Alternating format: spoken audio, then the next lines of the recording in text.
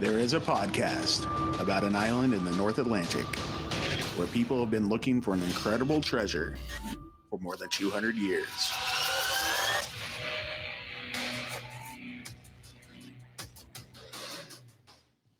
Hello and welcome back to Could It Be? An Oak Island podcast. We are your hosts, Deidre and Dustin White.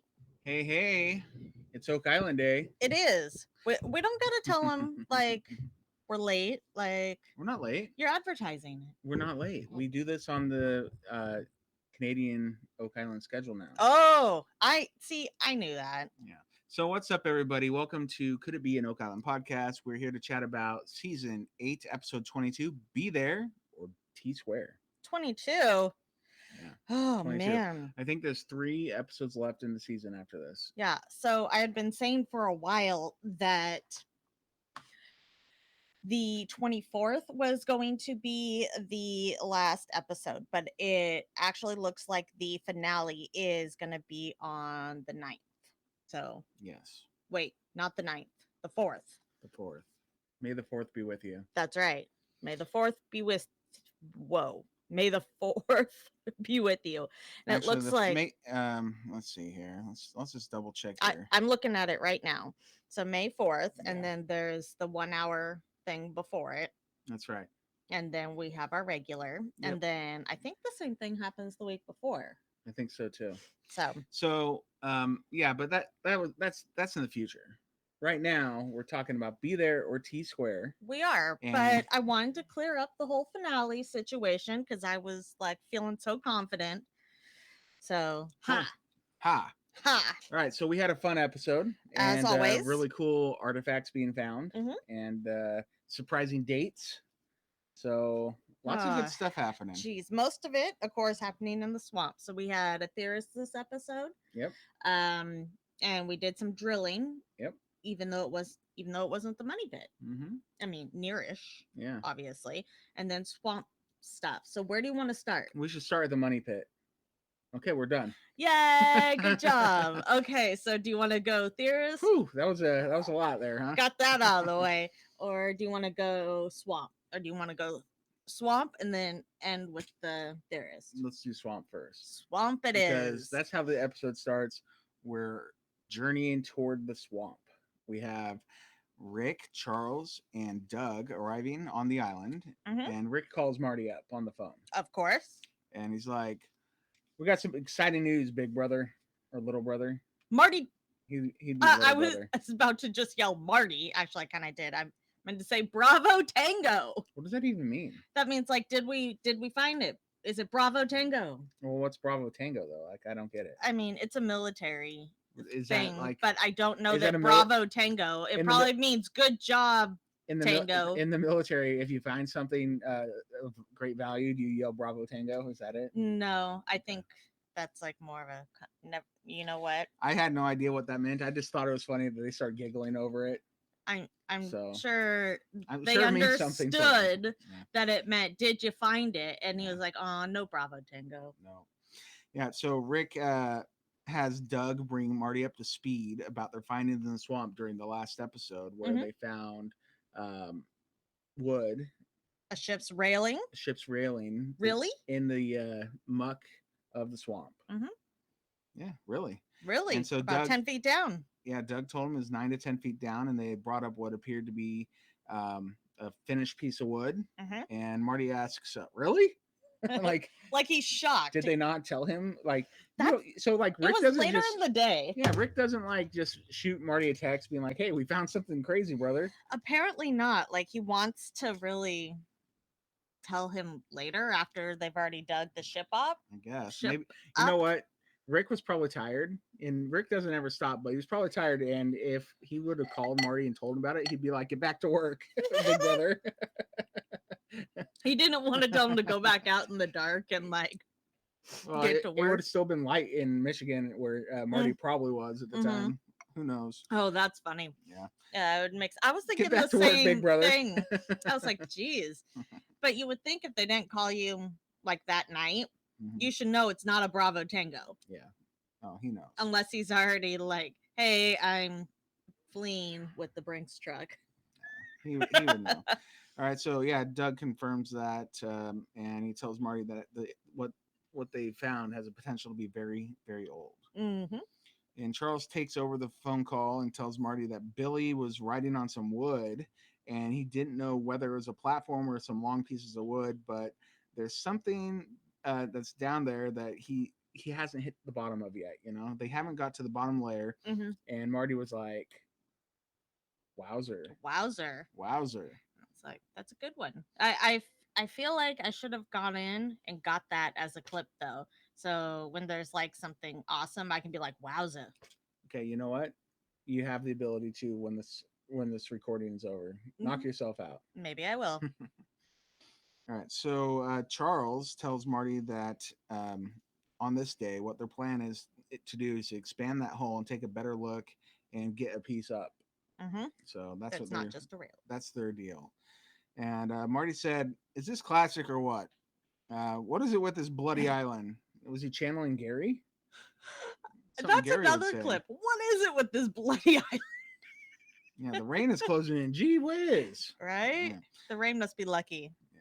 So Rick says they have some good weather on this day, Mm-hmm. but and they're going to take their advantage of it, and they're going to take their time to get real understanding of what this might mean. Marty tells him that he thinks that this is big, and he'll be waiting on pins and needles to get an update from Rick. And yeah, I mean they're getting ready to dig in the swamp.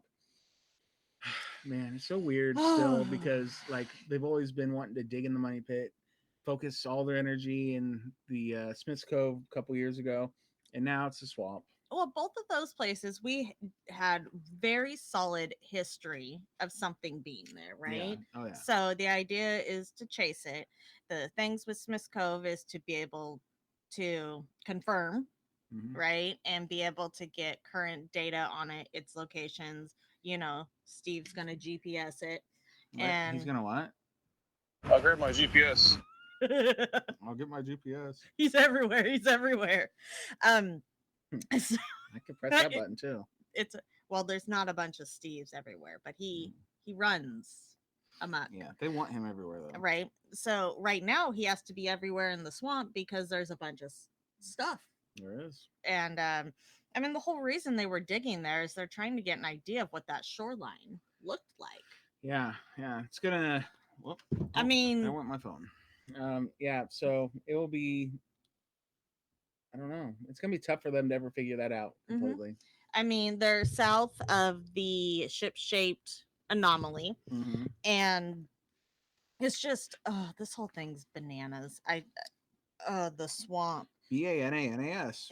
Let's get into what actually happens Okay. here at the swamp. So, Steve, Scott, Gary, and Billy are waiting there for their arrival at the swamp after they've talked to Marty on the phone, right? Yep. And Steve tells Rick that the pump has been working. The pump has been pumping. The Rick. pump has been pumping. It's doing its thing. We're trying to get some of this water out here. We know they've had rain recently, even though it's been such a dry summer, right? Yeah, So yeah. they're fighting against that. Clotworthy explained that they had installed a 6-inch pump that morning or the night before. So at some point to get as much water out due to that rainstorm you're talking about. So it looked nice this day, but it was rain the night before. So No, I mean, classic Oak Island. Classic Oak Island. Rick asks Billy what the plan is, and Billy says that they're going to continue moving water, but they'll have to look closely at each bucket. Yeah. He says that they're at a depth where it should be sand and gravel, but it's not. Yeah. Should be, but it ain't. But it's wood and muck and porridge.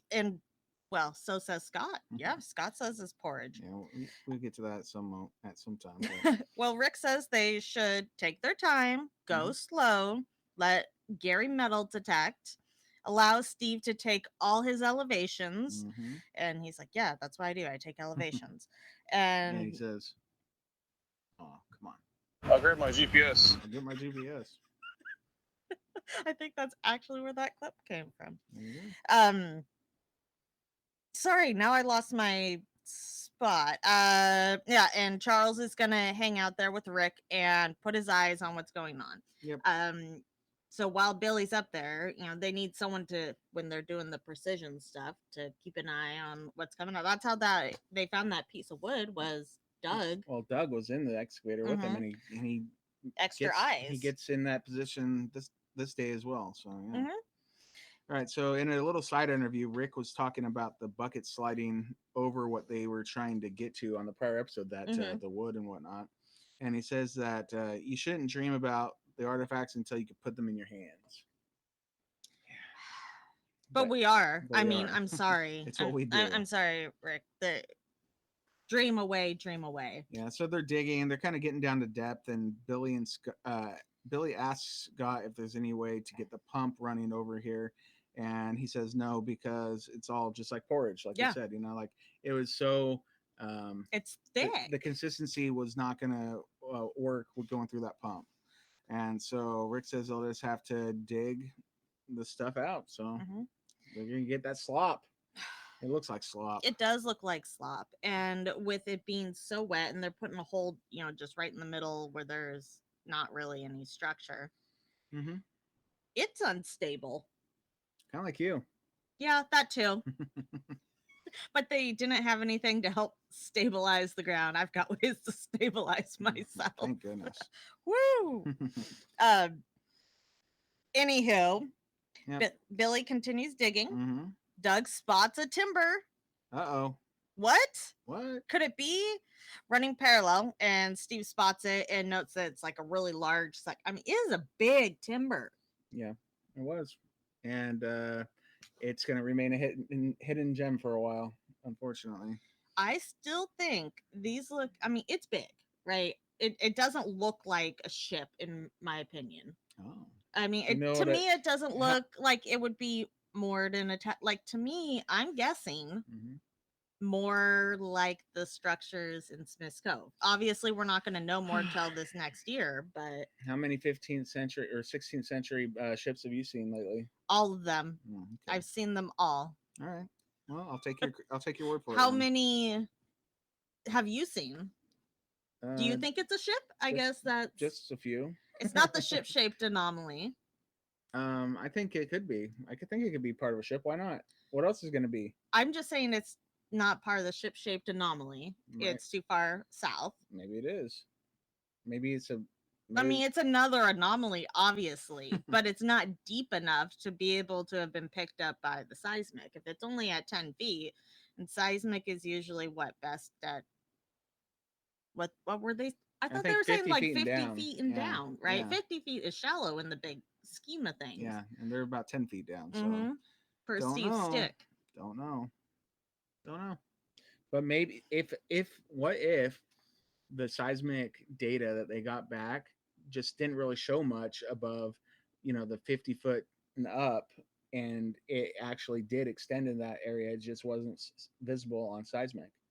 That's very, very possible. Likely, I guess likely. It's not likely, but I think if they're trying to, they were building the road or whatever in there, and maybe they needed to try to divert some water. Perhaps. Don't know. Maybe we'll find out next season on the Curse of Oak Island. Oh, and there's definitely going to be a next season. Yeah, so Scott noted that they're digging looks undermined really badly. And Billy's kind of keep digging, and Rick notes that they feel the ground moving. Steve says it's kind of like Jell-O. I wonder if Steve's walked on Jell-O. Probably not. Not a lot of people have. I'm sure a few people have. I don't think anybody's actually walked on top of Jell-O. I think some people probably tried. I know there's some YouTube videos of people putting swimming pools full of Jell-O. Yeah, but you can't walk on top of it. What are you going to do? Walk inside of it. Yeah, well, I think they probably tried to walk on it and they sink through and they're stuck in the middle. They're their own Jell-O jiggler. Well, yes, it's like you can actually see the ground moving though. And yeah, of course there's a camera shake, but I just want to point out it's pretty easy to tell, because they've got those rods in the ground around them. Yep. And you can see what's shaking. And Billy's undermining. That's sketchy business. He's a mover and a shaker. Literally. Yeah. So yeah, well, Steve says he's gonna go and take his elevations pretty quick. He's like, peace out. I'm not sinking in the Jell-O. Yeah. And So sure enough, the ground kind of gives away a little bit, but Rick tells Billy to keep digging.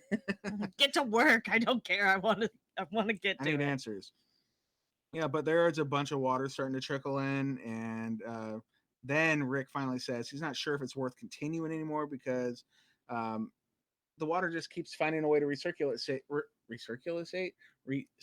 itself into what they're doing. So it's kind of a lost cause at this point. They need that. What they decide is they kind of do need that cofferdam. Yeah, they need the cofferdam, and even if they were going to be digging a trench to like redirect water, that's they don't have the time for that now. They're running out of time. Mm-hmm. We're against the clock. Mm-hmm. Yeah. So I mean, Rick tells Billy kind of, well, let's clean it up, scoop it back in. We're kind of done here for the time Fill in being. the jello. Yeah. Uh, Clotworthy does yep. explain about the plans for the cofferdam, and it looked like it was going to be in a different location than when they first initially planned it. Mhm. With when Irving Equipment Limited was doing some teleconferences with them earlier in the year. Mhm. Um, yeah, but we'll cross that bridge when we get here. We don't know Yeah, what's happening with cofferdams yet. we don't, and I don't expect we would. I'm sure conversations are being had, and they wouldn't be putting something like that in until they can figure out the artifact situation, right? Yeah. So they didn't expect to find that giant piece of wood. Nope. They're not looking to put a giant piece of iron through it. It's Nope.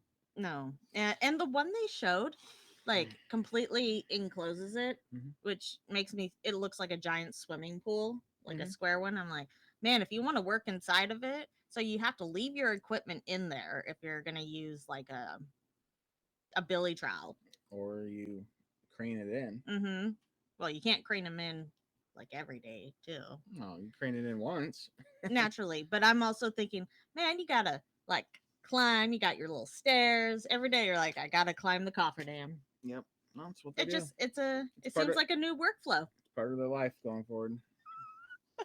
It is what it is. It is what it is. You gotta do what you gotta do. Yeah, so there was a little side interview with Rick that said that, or he said it's disappointing and it's a roller coaster ride, and they have a chance to answer questions about the Stone Pathway, and to him, there's going to be some answers there. So the remainder of their year is going to be focused on that. Hmm.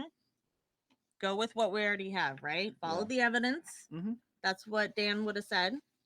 Sure. Okay. So we go from there to a different part of the swamp. Yeah. So Eastern edge. of the swamp. Yeah. Who's working out there? We got Rick, Craig, Dr. Spooner, Aaron, Gary, and Billy. Billy. Billy. Yep. Aaron is saying that they need to see where the stones go, and Gary says that he'll get to start. He'll get to detecting. Well, maybe he can find something within the pathway, right? He finds something, all right. And doesn't even need his metal detector for it. No, He he just has needs his eagle eyes. He has his dual optical scanners, Hmm. as he says. Yeah. Is that what he said? Yeah. In this episode? I think he Oh. said it in this. He says it in a lot of episodes. I don't think I've ever caught that. Mm-hmm. Yeah, he. Shows how much I pay attention. Well, yeah, because he said like treasure hunting. He used to like just walk around as a kid and pick stuff up off the ground. So he's kind of got a keen eye for that. Yeah. And apparently that proves to be true here. Yeah. So, yeah, that is the case. So Aaron says that Billy is at a good depth at where they're currently digging, Mhm. and they spot what could be more cribbing. And so that caught their eye, and that's what they're distracted with at the moment. But then we go over to Gary to make his find, and he found something with his keen eye that we were talking about, not his metal detector. He calls Rick over immediately to check it out, and they note that it's definitely like a square, Yeah, like a legit T-square. yeah, like a carpenter's like a tool. or a mason's tool. Yeah. And so Gary waves Aaron over with great enthusiasm. Oh, yeah, Aaron, Get over here, mate. come join the party. Yeah. And they show him the artifact, and Ian says that it's got to be a tool. Aaron agreed. Likely something architectural, is what Ian was saying, like a carpenter square or something to that effect. And It looks like something I used to use in art school. Like I used to carry that big thing around with me. This one's much smaller. Yeah, I've seen your square. It looks like an axe that you can hit It's somebody it's with. not a battle axe It looks like square, it has like 2 points like because I on used each to work end. It on looks like a really big pieces yeah. and I don't know. It looks like a giant T square. square that you could beat people with. So they're not made to beat people with. That's good because it'd be scary.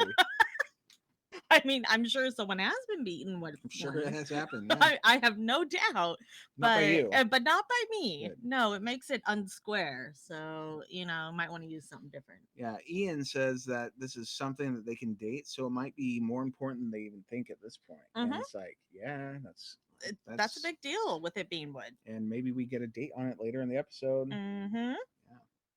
All right, so there's a little side section here going to the research center. Yeah.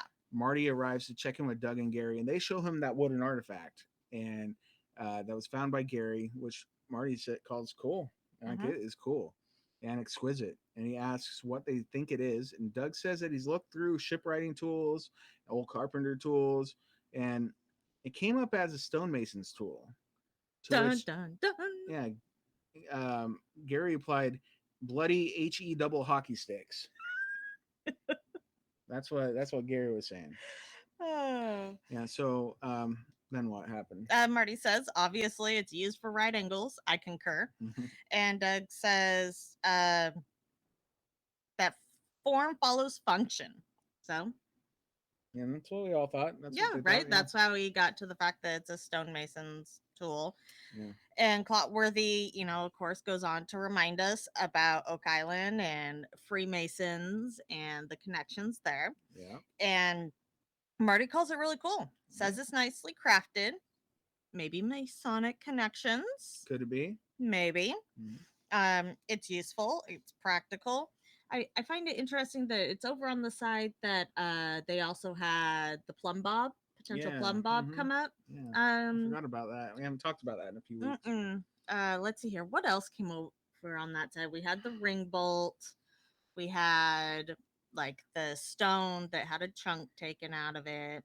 Oh yeah. That giant pole with big old stakes in it that could have been from building a wharf. The prior thing you just mentioned, was that Mhm. the thing where you said that you put the staff of Ra in, and Yeah, but the one about the staff of Ra Wasn't that was up the by- one up on the by the pine tar kiln. yeah, so up on lot 15, but this one looks very similar it's so to much it. so much stuff going on all the time that it's just like I which was part which find was that?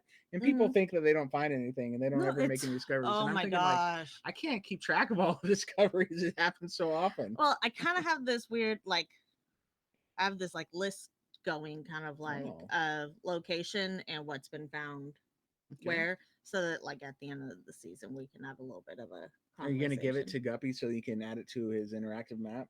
No, because I'm sure he already has a wonderful interactive map. I'm gonna bring my most updated map to pregame.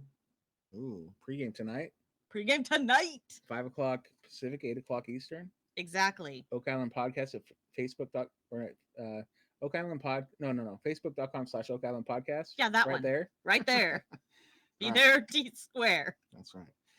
All right, so Marty finishes that meeting with Doug and Gary by saying, "Hey, let's put it in line for carbon dating," and that's the first thing. And the second thing, he's going to ask Gary, "What do I always say?" Is the second thing, and he says, "That was nice, but go out and find some more." That's what Gary replied, and Marty says, "Well, I hate to be so predictable, but yep." Let's go. And a shout out to Tom Burns. He had posted a picture recently. I think it was over in our friends, the Curse of Oak Island and Beyond in that group. A picture of the bag that the Mason Square was in. And, I love that because I like to do further investigating. Of course you do. And it on the bag says it was found back in August. And I wanted to give a shout out to Jeff Freeman because the bag one of the hosts of the Curse of Oak Island and Beyond, their show. They do a great job. I know who you are, Jeff. Of course. And he always calls it the Nolan Peninsula, right? What does the bag say? It says between, it's like one part of the swamp and Nolan's Peninsula. It is Boom. officially named that because he was like, I don't think it's actually named that. No, it is. It's on the Ziploc bag. Well done. Well done. You named it. You did. Jeff, that's your Nolan's Peninsula. That's right. But I was shocked to see it named Nolan's Peninsula, and I wanted to give Jeff a shout out for that because it's kind of a big deal. He always says, I don't think it's actually called that. But it is. But it is Well actually done. called that. That's really great. All right, cool. So let me go through my notes here because we kind of go away from the swamp, but do we come back? Well, let's see here. We spent some time on lot 25 and lot 20. But we do get back to the swamp, Exactly. And we've got Gary and David Fernetti doing some metal detecting near the stone pathway. One thing. Is it a stone pathway or is it a stone road? Like, they keep switching up the terminology here. Stone feature, stone. I want to know which one it is. I think it's a stone road. But how do we, like, do we just, like, what if it turns out not to be a stone, like, road or pathway? It's definitely a stone road. What if it's a highway? Road. It's made with brick and wood. It's a road, okay? I know. That's what I was saying earlier in the season. That it's like Settlers of Catan in real life. Yeah. Like, the island's even broken up accordingly. Yeah. And they probably have, like, they probably had sheep on the island at one point. Probably. Yeah. So, if you never played Settlers of Catan, you're missing out. Great board game. You should. Great board game. Apparently, Steve Guptill is a big fan of Risk, though. Saw that on a post on Facebook today. He just wants to take over the world. Whatever. Yeah, and you don't because you hate Risk. I don't even remember the last time we tried to play Risk. Not to mention, as I pointed out, it's more than a 2-person game. So why is it my fault? It's a 3-player game too. What? You'll play Settlers of Catan. That's a 3-player game minimum. Yeah, but you'd have to get someone else that wants to play Risk. Okay, I bet I can find lots of people. Can you? I bet there's a lot of people listening right now that would jump to play Risk with us. When we make it to Oak Island, maybe we can see if Steve has enough time to play Risk. He's busy. Nah. He's too busy for that. Oh, let's play Risk in the war room. Yeah. That'd be sweet. Can you make it happen?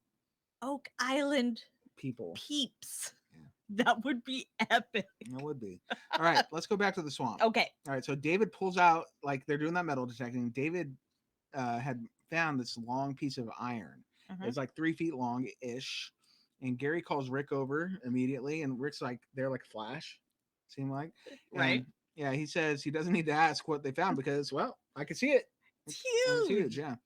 Rick noted that piece of iron is bent and looks broken at the top. Gary imagined that the top, like, complete into a circle and thought it might be another ring bolt. And Rick was like, yeah, it could be. So that was pretty neat. I don't think so. Sorry. Hey, but it could have been. Like, if it's the first time looking at it, like, your immediate gut reaction. Yeah, no, I agree. That's like, hey, that could be a ring bolt. Because when they took the other one to Carmen Lake, he's like, yeah, this is a ring bolt for wood, and it's shorter. And they see something longer. We're like, oh, well, that might be a ring bolt for a boulder. It was huge. It was pretty big. And I don't know, it didn't look so broken to me on the top. Looked like a hook. I heard several. I don't know. Gary looked at it closely and he's like, yeah, maybe that's broken. No. So. Well, it's at least bent, which I guess would make it broken. Whatever. Yep. So Rick suggested that David take it over to Dr. Aaron Taylor, to render an opinion on. So, of course, got to get his opinion. In a side interview, Rick said that the bar is 1.25 inches of solid steel, and that took a lot of force to bend. But why? What? He has no idea, and that's why they try to apply science to everything, and how they have people to take a closer look and get a greater understanding of the purpose, like all these experts that they have in there. It needs to go to Carmen. Yep. So David shows up, right? Yeah. So David is carrying this giant, his own version of the Staff of Ra, to Aaron, and as Aaron points out, his hands are covered in charcoal. Yeah. Miriam and Alex were hanging out with Aaron when they arrived. So they got to check it out too. Yeah, but yeah, you're right. His hands were covered in charcoal. They were all They're all smudged. smudged. Hey, he didn't know about the smudge test. He did after Miriam showed him.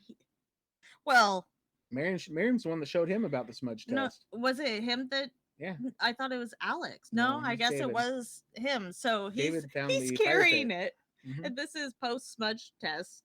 She's probably like, you should have known. You should David. have been able to identify that.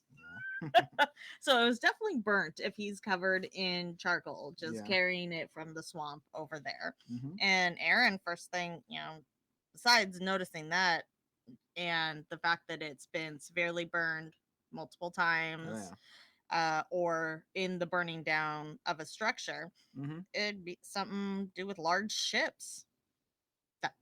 Oh yeah, girl. Oh yeah. And about he's ship in the swamp. excited. We're talking about ships in the swamp, baby. Thank you, Aaron. Oh yeah. Plotworthy gets excited about it too. Heck yeah, he does. And he speculates if it's related to the wooden railing found last week. Or could it be part of the ship-shaped anomaly from a couple years ago? Could it? Could it? Maybe, possibly. So Aaron thanks David for showing it to them and suggested that they take it to the research center, and I guess we'll find out more next week because we know they take it to Carmen Lake. Yeah, absolutely. Yeah. All right, so that's it with the swamp this episode. Correct. So we have a couple lots, and we can talk about the Samuel Ball Foundation next, or we could talk about the theorist stuff because we had Philip Stevenson on. So you want to talk about his stuff first? Yeah, let's go ahead and do that. All right, cool. All right, so we go to the War Room. Yeah, we got Rick, Marty, Craig, Alex, Doug, Steve, and Paul Troutman welcoming Oak Island researcher to the War Room, Philip Stephenson. Correct. Yeah. So Philip says that his journey looking into all this stuff began 25 years prior because his father's sister had Masonic regalia from Robert Johnston Stephenson, and the initial interest for him was that this was part of his family. And his family member was a Freemason. And when he reached inside that Masonic regalia, they pulled out a piece of paper that contained a series of symbols on it and text in English. Which, that would be a really cool find. Oh my gosh. Can you imagine you're going through like your family's stuff and you're like, whoa. Oh, this is big. Yeah. Yeah, it's pretty good. That would be, for me, very exciting, at least. Would be. Yeah, so he shows the team the cipher on paper, and he says that what jumped out to him were the symbols on it, and it looked like the symbols on the 90-foot stone. And very much so. Yeah, and he considered this to be a Masonic cipher. And Marty says that, yeah, it sure looks like the symbols from the 90-foot stone, or at least what we think they look like, because they didn't have any rubbings or pictures of the 90-foot stone for whatever reason. Yeah, even though it was around during the time where we had photography available, it just never ended up happening. Yeah. But like what we think the 90-foot stone looked like, this looked exactly like it, like the same kind of symbols. Absolutely. It was like, yeah, pretty spot on. Glad you had seen the show. And if we've got a way to further transcribe this stone, it's gonna be important. Could be. So Philip says that he noticed that the numbers all appeared in the La Formula cipher as well. And I'm thinking about numbers. What is he even talking about? That must be later on when he's pulling numbers out of it. But like we hadn't seen any numbers at that point. But that's what he said. Yeah, probably when he was pulling them out and looking at the but I think like just connecting it to the La Formula, it got their attention, and it's really excited that these guys, because Craig says, well, this is amazing. Marty says this is really mind-boggling and interesting, so they're in. We did have a flashback to 2016 with when Zena Halpern presented the maps and the La Formula cipher to Rick and the team. And Marty says in a side interview that the Masonic symbols and whatnot, it certainly lends credibility right out the door to this stuff to him. It can help kind of link all these pieces together. Together. Yep, for sure. And Rick says that this presentation gives him this presentation itself gives great credence to the La Formula cipher. Agreed. And So- then Philip says that he believes the cipher gives navigational instructions, but it doesn't say where from, unfortunately. Boo. And that's even been the issue with like Aaron's idea, Aaron Helton and the money pit, right? If we don't know where we've started, we don't know how to get where we're going. Yeah, but man, you could sure take some good guesses. And You can. That's what they do here. Process of elimination. Right? So, jeez. The first two, I guess the line 2 of the cipher that he had found on the Masonic regalia translate out to heading from altar. And so they knew they had to find an altar. But he thinks that if there has to be somewhere on Oak Island that would be an altar, the most obvious place would be the center of Nolan's Cross because it represents a cruciform church, and that the altar would be at the center of the church. It depends on the altar and what church. Yeah, I know. And when I think of like altar, I think of getting on your knees. So why not the bottom stone, like the cone E of Nolan's Cross? Or could be, maybe it's not Nolan's Cross at all. Maybe it's something else. Maybe the altar is the stone triangle that got destroyed back in the 1960s or whatever during the Dunfield excavation. What if the HO stone was the altar? I don't know. I'm just throwing stuff out there now. But... Yeah. But a lot of times churches are built and shaped in this cross form, right? And we've talked about this with previous episodes. How I was saying that the axis of the church, like the center of the cross oftentimes is closer to like a east-west bearing. And Nolan's Cross kind of sort of, it's kind of off kilter. Yeah. And thinking about, I don't know, where altars are in churches also depends, like I said, on the religion and all that fun stuff. Traditionally ours has been like at the front, so what if it's the above the headstone? Like what if, like you said, it's at the foot? What if it's at the I don't know. Yeah, I know, but like traditional, like Catholic kind of things, like the cathedrals and stuff, they're shaped like crosses. I think they're usually kind of in the center. So, but we don't know what religion we're looking at or dealing with. Christianity, if nothing else. Well, yeah, but the cross is still universal. Yeah, but when you think about it though, like the Templars, they were chased out by the Pope, so they probably turned away from Catholicism, huh? Yeah, so more Protestant or I don't know. That was kind of the whole big deal, if you will.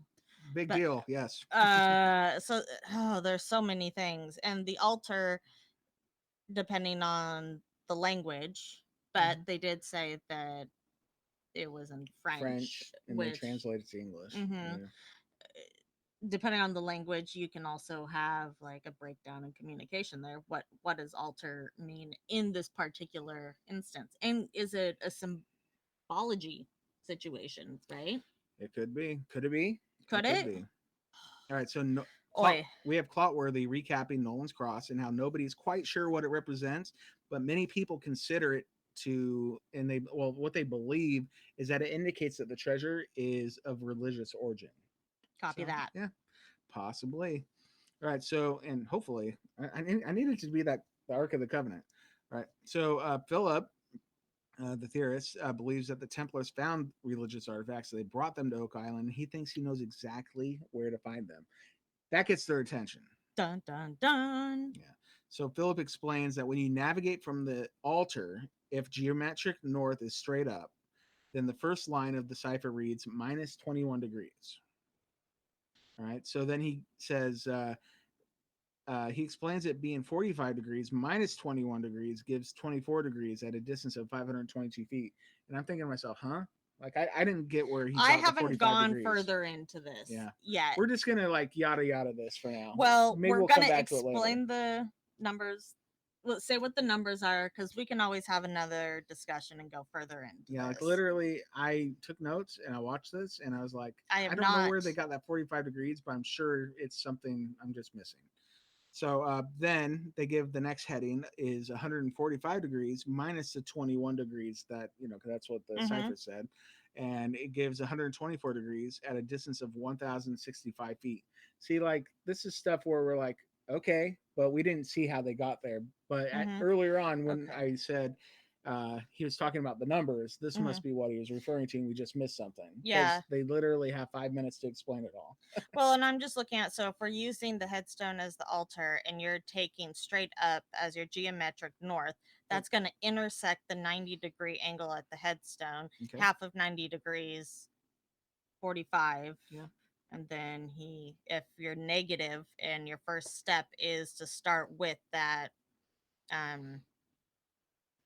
direction, Mm-hmm. then that would make sense. Okay. Next. Wait, is this a layered thing? A layered thing. You said negative. Negative Nevin. That popped into my head. My bad. I don't think Laird's that negative. No, He just he's crushes dreams. fantastic. All right. So what you end up with when all is said and done, you end up with point Z Mhm. or Z, Depending on the country you're in. which it then says on the sixth line from marker 40 feet, and he can only conclude that once you get to point Z is when you have to go down 40 feet because literally there's no other direction mentioned, so the only way to go is down, and that's where the vault will be. Marty's excited about this. He says it's excellent. Steve goes on to say that they have this survey from 1988, the Behringer survey, and that point Z is very close to one of the non-ferrous targets, target 3, from the survey, and they haven't explored it yet. So that's exciting. That is exciting. That's what they're planning on doing now. Mm-hmm. And so in the side interview, Rick says, well, let's get the rig and put it over the site and drill. Yeah. He's like, we're looking for our next place. This looks good. Yep. And Marty says that this is very interesting stuff and that nobody in this meeting is not going to not want to go check that out. And so Alex noted at the very end that there's a lot pointing to the same place. So let's go digging. So why not? Yeah. And Craig says, let's go mark out Zed and see what 40 feet brings us. Let's see what is 40 feet down. Yeah. They do thank Philip for the presentation, and Rick says that he's very hopeful, and let's do it. Why so I not? guess we go on to lot 20 from there, huh? Yeah. Because let's move right into what they did. Yep. So, Choice Sonic Drilling is out there. Yeah. Setting up the drill rig at point Z. Zed. And being surveyed. Yep. Supervised, not surveyed. Well, I guess it was surveyed because Steve would have to go out there and be like, boop, here's point Z. Point Z. But it's being supervised by Terry for the borehole PS1. Is that what they called it? Is that PlayStation 1? Did they call it PS1? They did. His name is Philip Stephenson. Oh, I It's was like, his PS first doesn't borehole. make sense. Okay. Man, he has a borehole named after him. Where's the DW one, huh? Yeah. So Steve, if they named the DW one, I'd be like, that's my borehole. Okay, well, I would name mine DAM. W? No. So, a funny story. So, my first name is Deidre Ann. Yep. And there's a space. It's not just Deidre. No, my first name is Deidre Ann. There is a space. It's 2 words, 1 name. Yep. And when I proposed to her, I actually got on my knee and said, Deidre Ann, will you marry me? In case there's another Deidre standing around. Well, because I need to do it right. Because no one ever calls you Deidre Ann. Very rare. Few people. Your mom. Usually when I'm in trouble. Yes. And my middle name's Michelle. Yeah. And my grandma always thought it was funny because my main name's Shepherd. So she always thought it was hilarious that my initials were Damn Shepherd. DAMS. You damn Shepherd. Yeah. So I would make mine just Damn. Okay, so I would I would make a character in World of Warcraft named DAMS, Dams, so that I can play World of Warcraft with you because you wouldn't do it with me. Which is just weird. Yeah. Like, it's kind of creepy too. Like, Well, you had your story about it. That's my story. Yeah, yours is Yours creepy. is a little bit better. Mine's definitely better. Okay. So now that that's over, Okay. we get Lot to 20. Yes. What's lot going on? 20 for PS1, and they put a giant X on the ground, and I was highly disappointed they didn't put a Z on the Z on the ground. Kind of should have. They Missed an put an opportunity X there, guys. and they totally missed the opportunity to put a Z. Like Huh. that would have been perfect. Oh well. They should have put a 3. It was actually Behringer Survey Spot 3. So. Well, it wasn't right on Behringer Survey Spot 3. Ish. It was on point Z that they marked with an X. Ish. You know, because I have so much say in what happens on the island. So Steve, Charles, and Scott were there with Brennan from Choice Sonic drilling, and Terry and Steve say that they're looking for a treasure chamber today. Yes. Wow, what big words, Steve! Big words. Big words. Yeah, like that's like geomatics is a big word. Okay. They get the first sausage on the operating table. It's not that big of a word. No, I'm not saying it's a big word. I'm like, those are That's big. actually exactly what you I'm saying. said. Those are big words, not like actual big words, like figuratively. You know what I'm saying?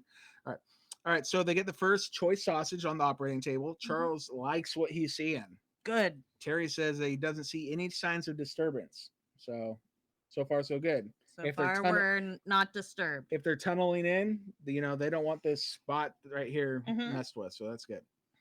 All right. So in a interview, Rick says that it's a great thing when a theorist will say, "Here's your X, dig here," and he's saying that this location is only about 40 feet down. It's just a simple matter of putting the rig over the site and finding out whether or not there's a vault there. Here's your Z. Zed. It's not your X, it's your Z. Exactly. Should be Z marks the spot now? Z marks the spot. Well, it didn't this time. Oh. Oi. Wah wah. Well, maybe, off by an inch, off by a mile. Off by an X, should have used a Z. Yeah. I don't know that Steve's equipment works right. Like I think he's off. I think he's off a lot.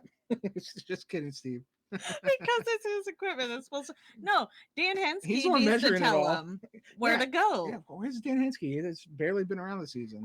I know. Remember, it's COVID. They had to restrict him. And I know, Dan. but it's always good to see him. All right. Wish they had a Maybe virtual. next episode. All right. So Steve brings over another sausage casing, and it's from 29 feet. Yep. Terry says that the blue-gray till is what they're looking at. And Charles says that this is the stuff that you want over your treasure vault if you're going to do a tunnel, and you want this hard stuff over the top to protect it. And Terry agrees and says this is exactly what you want to see for a treasure trove at depth. Correct. Woohoo. Woohoo. Terry says that their next target will be that their target will be coming up in the next core. And so they get there's like almost a commercial. There's a commercial coming, right? And they say, "Wow, what's that?" Like a little They're cliffhanger. so excited. Holy cow! What's coming up? And it was pretty funny. But right when they got back from the commercial, they bring over this piece, and they're immediately like, "Oh." Like it wasn't as exciting as we thought. Well, it was a chewed up boulder. Yeah. So like it went through a 10-foot boulder. Yeah. And what do you remember what I said? What? Well, they hopefully there were no markings on it because they just put a giant hole through 90-foot stone number 2. Yeah, but it's only like a 4 inch, and when we're talking about 10 feet, yeah, probably in a space or something. Okay, There's so a good chance they missed what any if words. it's like as if okay, so let's say they dig it up and it's got symbols all over it like the 90-foot stone, and you put a big old 4-inch piece right through it. Okay. Well, actually it's 6 inches, Whatever. but and then there's a big hole in it, and it's the one section that says that in order to decipher this you use code word taco. Well, you'll never know because it is now in smithereens in the sausage casing. Treasure hunting's messy work. Sorry. It is messy work. I was just saying Billy Stroud may have done it as well. Okay. That's all I was going to. All right. Well, yeah, I hear you. We got to get through this now because I know we got a time crunch. We got coming. time crunches. I get it. All right. So yeah, I mean they didn't find it. it was too bad, so sad. It was. In a side interview, Rick says that there are all kinds of possibilities, and that's what's disconcerting. But you have to follow where the clues lead you. Mhm. It's typical Oak Island. Here's a little clue, guys. You may want to go take a look and see if you want to go somewhere else. Mhm. Like he thinks that the island is teasing him. It kind of is. It's classic Kinda is. Oak Island. And Marty says it's very valid. He's just not sure they know where the altar is. It's very true. I concur. Yep. And so Steve did say that it's unfortunate there's no treasure vault right here, Mhm. but Charles replied, "Well, we know where it isn't." So he's always on the positive Oh, side yeah. of things. You know? Very optimistic. Yeah. All right, so we're going up to lot 25. Yeah. So let's go ahead and talk about the Samuel Ball Foundation. Samuel Ball. And He's baller. he's a baller. Well, he might be. He has a giant root cellar, and it has a mysterious door, maybe. Possibly. So Charles, Scott, both of those guys joined Laird and Liz over on the Ball Foundation. Clotworthy kind of gave a little bit of a background on Samuel Ball, as he does. Charles asked Laird if this area was too big to be a root cellar, and Laird said that that's a good question because it seems to be the case. It was a little bit on the big side, apparently. Laird suddenly finds a hinge. What do you got? Got a hinge. Got a hinge. Hinge. He doesn't have trowels anymore. He has a hinge. He was really excited about it. Can we hear that again? What do you got? Got a hinge. A hinge. It's what's Okay. behind door number 1. A hinge. We got a hinge. Yeah. Not Also- a trowel. Yeah, he also found some wood, and Liz noted that it was nice that it was found near the stairs, and Laird says that the positioning of it is significant. Yeah. So, cool. Laird says that he starts cleaning off the area a little bit more, and he found like where he found that hinge, and he found a wooden door that's kind of like embedded in the flooring. And he said he's never seen anything like it before. Yeah, it sounded like it was super fragile. And it's nice to see Liz and how much work her and Laird have been doing because, like, whoa. Whoa. Yeah. The thing's very uncovered. Yeah. And so Charles says that they wouldn't have floorboards in a root cellar, and Laird says, no, likely just some cobble or heavy rocks. And Laird laughs and says that they've got even more work to do. He's like, oh, yay. Yeah, He's been yay. busy. Yep. We'll have to ask him about it when we have him on. Yep. And so we come back to lot 25 a little bit later. Rick, Gary, and David Fernetti arrive at the Ball Foundation with Scott and Charles and to talk to Laird and Liz. And Laird shows Rick that what they had called a hatchway or a doorway found in the cellar of the Ball Foundation. And Rick says, would I love to be a door in a what? Would I love it? Oh, would I love for it to be a to be a door in or an opening in the floor? Absolutely. Who knows what it is? The door that fell into the cellar. Yeah, that's Maybe. funny. It's a hinge. It's an hinge. All right. So Gary asks how much of the door is there, how much is still intact, and Liz tells him that they've got a good number of boards, but it's pretty partial. Laird takes some shots with his camera, and then he asks Gary to take a look at the hinge, and he found the prior day because he'd love to know what he has to say. And I was like, wow, how the tables have turned. How the turntables have turned. Yeah, well, I'm like, because like when they first met, like Gary wasn't a fan of Laird, right? No, but they're like best friends Yeah. now. They Chums, tag team mates. champions. Yeah, Is that the term? sure. Okay. I just thought it was cool Me that too. he wanted to get Gary's opinion because Gary knows stuff. Gary does know stuff. He knows stuff. And Laird noted that it was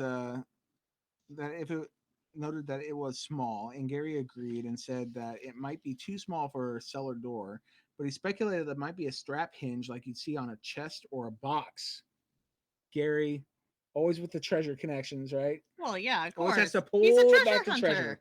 Yeah. What's he gonna do? Yeah, we did get a flashback of Kelly Barraza finding what was a hinge last season, Yeah. in the same lot 25. And Claude really wondered if the two artifacts were related. Maybe.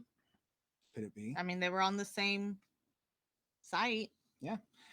Gary gives Laird lots of props and says that what they've done extremely well here, or he says that they've done extremely well here, and what they've found and uncovered. So, woo woo. So much work to happen at that ball site. It's just crazy. Yep. Rick tells him to keep up the good work. And Good that's it. job. Good job. I bet you that's exactly how he said it. Now, we did have one other war room. Yeah. We right have, at the end of the episode, saving the best for last. of course, because we're saving the Cheshire Cat grin. the Craig grin. The Craig grin. Rick, Marty, Craig, Laird, Miriam, Alex, Aaron. And from the research center, we have Steve, Jack, Doug, Gary, and Scott. Woo! It's a party. Everybody a loves it when Craig delivers dates, us in particular. Oh yeah. So they've gathered to get the carbon dating results for the stonemasons, potentially stonemasons, tool found in the swamp. Yep. Craig gives them a date range of 1632 to 1668. Dang. That's a really close, tight time frame. Yeah. I mean, it's just 36 years off, like gap. So yeah, it's right in that range. That's pretty sweet. That's old. Yeah.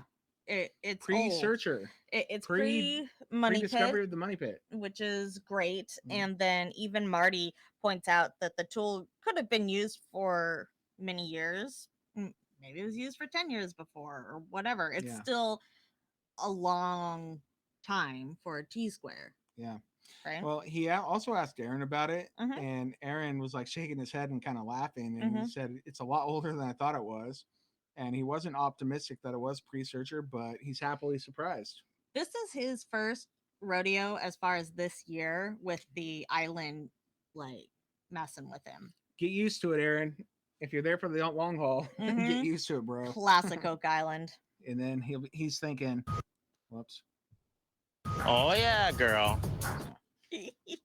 He's in. He's all in. He's all in. All right. So, yeah. There was a flashback in the war room to the James McQuiston meeting and discussion that they had a few weeks ago. And, I think Clotworthy was kind of speculating, could this be proof that his theory was right because the dates lined up so closely? Yeah. Yeah. And Rick said that if they create a timeline, there's never been one of those in the war room. Wait. It wasn't the name of the season finale last season. Was it last season or the season before? No, I'm pretty sure it was this last season, wasn't it? Yeah, possibly. They'll see a group of a grouping, right, of artifacts now, and Marty replied that it happens to fit with just about everything. Like this whole 1600 to 1650 is kind of like a hot spot where they were sure they weren't gonna, or at least Marty was sure he wasn't ever gonna find any kind of thing linking back to that time period. No. So Marty. Marty. Gotcha. He's all in. Yeah. Oh man, he is definitely all in. So Jack from the research center says it's luckily they're finding evidence of pre-money pit. And what is it about Oak Island that made people choose to build a large stone path here? And like, what the heck was going on here? And I don't know. Yeah, well, Rick said, well, that's a question that he wished he knew the answer to. That's like the goal. Yeah. So there was like a little side interview with Rick, and he said that the carbon dates are exceedingly interesting and mid 1600, but the more important issue is that the item has a purpose, and he wants to know what the purpose is, and that the carbon dating is becoming even more interesting. It is. It's absolutely fascinating. Yeah. So in an interview, Marty says that the wooden instrument is from the mid 1600s. What is it doing in our swamp on Oak Island? I don't know. One answer, 12 billion questions. Classic Oak Island. Classic Oak Island. All right, so back to like the meeting stuff. Marty says that's very cool and old, and they have mountains of data.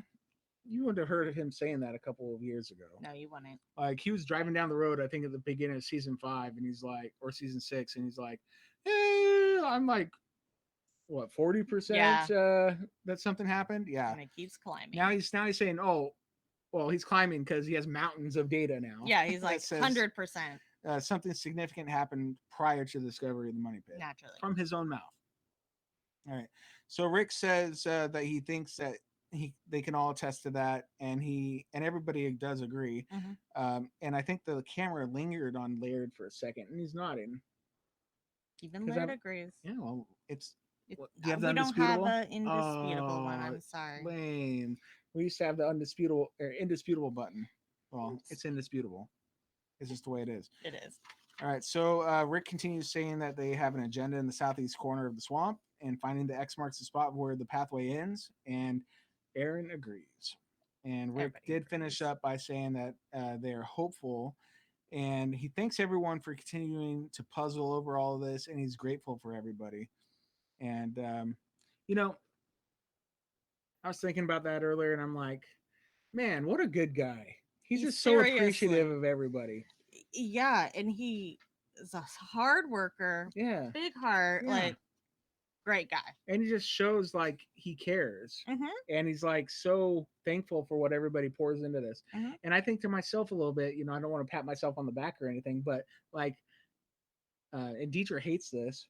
I don't know why. Like showing a little kindness never hurt anybody. But we go through a drive-through, and I'm talking to the person in the drive-through. I'm like, "Hey, how's your day going?" And Dietrich's like, "They don't care. Well, they No, don't want to talk to you. They just want you to move on with your you life." try And to I'm thinking to have myself, "No, I just want to make sure that person's having a good day. And if I could brighten it up just even a little bit, I might as well do it." as someone I'm that not doing worked anything else at this moment. a high volume, very fast paced retail Mhm. job for many, many, many years. Okay. Okay. I don't need you to slow me down and want to know my whole life story, and let alone give me your life story. This is what you do. I just said I hope you have No, a good day. I don't no, have a life it goes story. deeper, and then you have to tell them about treasure hunting, and No, then you have to not- tell them about what you're actually doing. Not in And the then, drive-through. oh god, yeah, you're horrible about this stuff. And I'm like, just let the person do their job. You're actually making their numbers worse.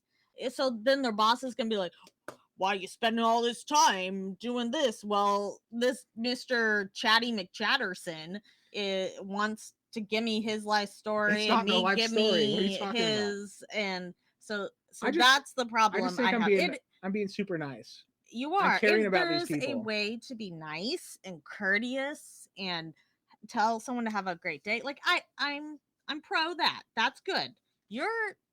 You're like a let's pour some sugar on and be best friends for life. I just want to Very make sure those different. people have a good day. What's wrong with that? And what if they're not? What are you gonna do? Then I hope I brighten it up a little tiny bit.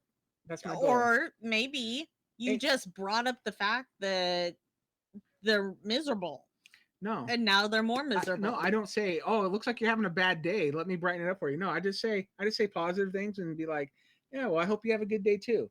There's too few I don't people. like There's way too you few do it. people that say, "I hope you have a good day too" in the world. I mean, I say that. Mm, No, I tell them to have a good day or whatever, but you're like blah blah blah blah blah blah blah. There's a lot of extra anyway, words. I just think that I'm probably like Rick. I bet you Rick does that. Sure. I'm sure is what I'm you're a saying. Rick. We already know I'm a Oh, Marty. we definitely know you're a Marty. Let's get back to work. You're explaining it Go right find now. more. Like, come on. I think me and Marty could be BFFs. You probably could. Marty. So actually, We need to get back to work. No, Thank but you. legit, Rick thanks everybody, and then Marty says, "Yeah, thanks, but let's get back to work." Exactly. Hashtag Team Marty. Yeah. All right, so that's the end of the episode. It Well is. done. It was a good one. It was lot a of great fun. episode. I love that wood masons or stone masons tool. That is Right? super cool. And yeah, I mean, how many other things like that are they not finding because it's not metal? Just saying. Yeah, I mean, he's using his twin optical scanners, know. but he can't below the surface. I know, and that's tough because like a lot of stuff could be getting missed. Exactly. But it is what it is. All right, so next week on the Curse of Oak Island, we've got Charles and David Frenetti taking that large piece of iron that David found with Gary, and they're going to Carmen Lake to check out, to have him render an opinion, of course. Carmen says that it's something that would have been found on a ship or parts of a ship. Could it be? It could be. Alex is working on a computer in the research center with Rick, Charles, and a theorist. I didn't know who that was. Did you know who that was? I didn't take a close look. Okay, and Alex said that there were a couple of wharfs on Samuel Ball's property, and the theorist says yes, Alex, and points to where they would be on a map. Then we have Tony Sampson, the Tony. triumphant return of Tony Sampson. He's seen diving, searching the water, and he says that he has found the remains of a cribbing stone, of the cribbing stone. And then a clip of the war room meeting where David Fernetti says that they were 75 feet to 100 feet from the shore, to which Rick replied, "That's a huge wharf. Why do you need such a massive wharf?" Hopefully we find out. Well, the shore is going to come out a little bit further, and it's still a huge wharf. Yeah. And then back in the research center at the end of the preview, Alex says to Rick, Gary, and David, "Take a look at this. We found a coin." Gary says, "Well, you look at that." And Alex says, "I think that's gold." Rick says, "It's stunning." And that's it. That's what we got. And that's tonight on the Curse of Oak Island. Can't wait. At least in the United States. In Canada, Sunday. Sunday. Yeah. So that's the end of the episode of the recap. Do we have anything else to chat about? We got clot-worthy moments this week. Oh, who won last week? None. Oh, because we've been trying to play catch up. my bad. And that's my fault. It is your fault, but you're gonna put them up right after this. Yeah, if anybody wanted to like transcribe them for me and just send them to me, oh my gosh, that would be killer. No, do not do this, because he's supposed to take over recording the clot-worthy moments, uploading them, and doing everything. Just like, it's like, yeah, that would be great, because then it had already been done. You can do this. I have full faith in you. Okay. Let Dustin do this. All right, let's hear the let's hear the contenders for clot-worthy moment of the week this week. Clot-worthy moment number 1. A possible wood timber. Can you remember that one? Possible wood timber. A possible wood timber that's left in the swamp. Does that make you sad? It does, because I want to see it. Yeah. Now. All right, so a possible wood timber is going up against what? A metal hinge found in the stone foundation of Samuel Ball's home. A metal hinge. Could it be? So, what do you got? Got a hinge. So we got hinge versus wood. Hinge versus wood. All right. So in order to vote, when I get this up in votable into a voting situation, yes, you go to facebook.com/OakIslandPodcast, find the group tab, click on the group for Could It Be an Oak Island Podcast group. The vote will be there, and it'll also be on Twitter at twitter.com/OakIslandPod. Yeah. You don't have to go through the page to find it. It is still just be Could It Be Oak Island group. Yeah, if you're not part of the group, just search it, you'll find it. Yep. Come join us. It's a good time over there. Seriously. For sure. You can always connect with us on Instagram at Oak Island Podcast. We already told you about Twitter. Gmail is oakislandpodcast@gmail.com. We do have a website, which is exciting. oakislandpodcast.com. Yeah.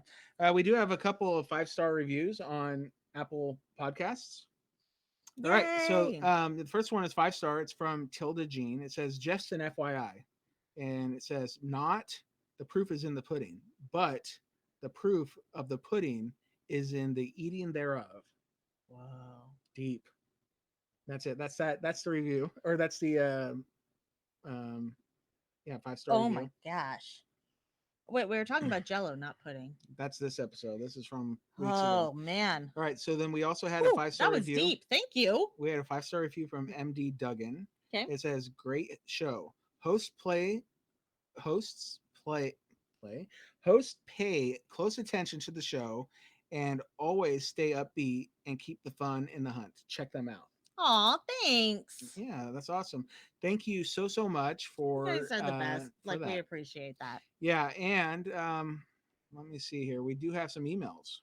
Yay! So we got to get through those real quick here. Yay! Emails. All right, so we have an email from KC. Yeah, it says, "Love the show and love the podcast. I listened to a few different podcasts on Oak Island. I love the different points of view on your show.